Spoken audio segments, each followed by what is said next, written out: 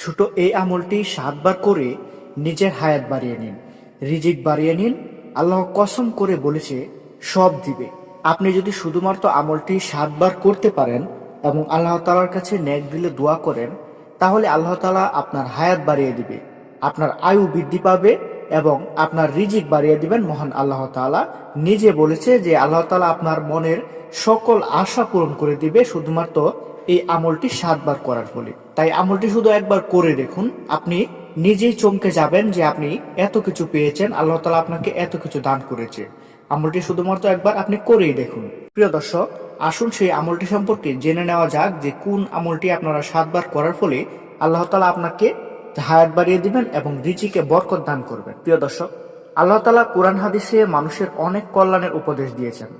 কোরআনে বর্ণনায় কোনো মানুষ যদি বেশি বেশি ইস্তেগফার করে তবে আল্লাহ তাআলা ওই বান্দার অভাব মুছে রিজিকে বরকত দেন, আবার যাদের সন্তান সন্ততি নেই তাদের সন্তান দেন। এভাবে মানুষের কাঙ্ক্ষিত চাহিদাগুলো মিটিয়ে দেন। এ সম্পর্কে হাদিসের অনেক বর্ণনা রয়েছে।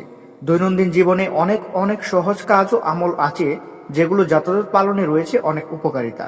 এর মধ্যে উত্তম রিজিক ও নেক হায়াত বেড়ে যাওয়ার একটি হচ্ছে ইস্তেগফার।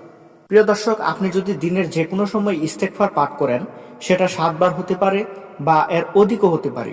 আপনি দিনের যে কোনো সময় যদি ইস্তেগফার পাঠ করতে পারেন সঠিকভাবে, উত্তম রূপে, তাহলে আল্লাহ তাআলা আপনার রিজিকে বরকত বাড়িয়ে দিবেন এবং আপনার হায়াত বৃদ্ধি করে দেবেন। ইস্তেগফারের এত বড় ফজিলত রয়েছে যেটা আপনি যদি এই আমলটি না করেন তাহলে বুঝতে পারবেন না। কারণ এই আমলটি করার ফলে আল্লাহ তাআলা আপনাকে রিজিক দান করবে, হায়াত বাড়িয়ে দিবে এবং আপনার মনের সকল আশা পূরণ করে দিবে। ইস্তেগফারের ফজিলত অনেক বেশি, তাই বেশি বেশি ইস্তেগফার করলে আল্লাহ তাআলা কখনো বান্দাকে ফিরিয়ে দেয় না।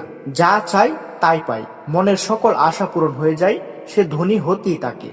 তাই কোনো মুমিন ব্যক্তি যদি অভাবের মধ্যে থাকে বা তার যদি রিজিকের সমস্যা হয়, তাহলে সে আল্লাহ তাআলার কাছে ইস্তেগফার পাঠ করে দুহাত তুলে দোয়া করবে যেন আল্লাহ তাআলা তার রিজিক বাড়িয়ে দেয় এবং মনের আশা পূরণ করে দেয়। দেখবেন যে আল্লাহ তাআলা আপনাকে সেটাই দান করবে, আপনার রিজিক বেড়ে যাবে এবং মনের আশাও পূরণ হয়ে যাবে। তাই প্রতিটি দরিদ্র ব্যক্তির উচিত বেশি বেশি ইস্তেগফার পাঠ করা এবং আল্লাহ তাআলার কাছে দোয়া করা। বিশ্বনবী ঘোষণা করেছে, দৈনন্দিন জীবনে উঠা বসা, চলাফেরা, দেখা সাক্ষাতে, আত্মীয় স্বজনের সঙ্গে সুসম্পর্ক বজায় রাখা কিংবা তাদের পারস্পরিক খোঁজ খবর রাখলেই বান্দার রিজিক বেড়ে যাবে এবং বাড়বে নেক হায়াত।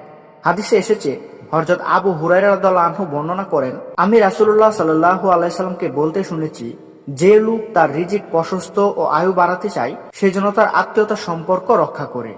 আত্মীয়তার সম্পর্ক রক্ষা করা নিজের ভাই বোন, চাচা, খালা, মামু, ফুফু, নিকটাত্মীয়দের সঙ্গে সুসম্পর্ক বজায় রাখা আল্লাহর নির্দেশ।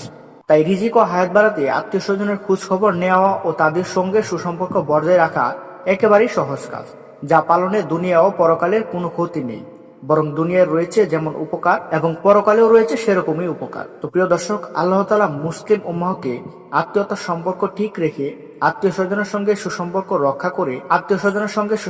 রক্ষা করে চলার মাধ্যমে নিজেদের রিজিকের প্রশস্ততা ও নেক হায়াত বাড়াতে হাদিসের উপর যথাযথ আমল করার তৌফিক দান করুক।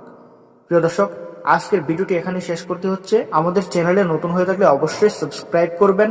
সকলে ভালো থাকবেন, সুস্থ থাকবেন। আল্লাহ হাফেজ।